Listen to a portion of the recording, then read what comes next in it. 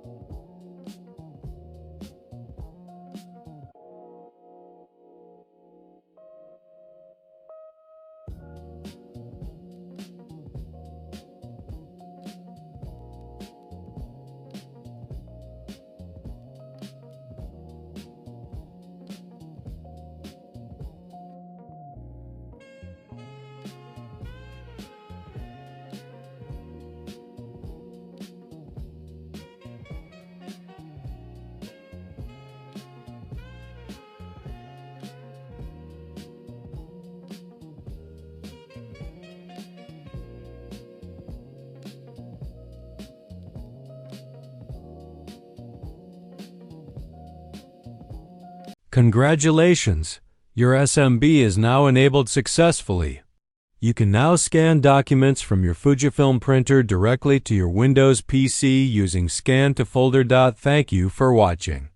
If you have any questions, please leave a comment below and I'll be happy to help.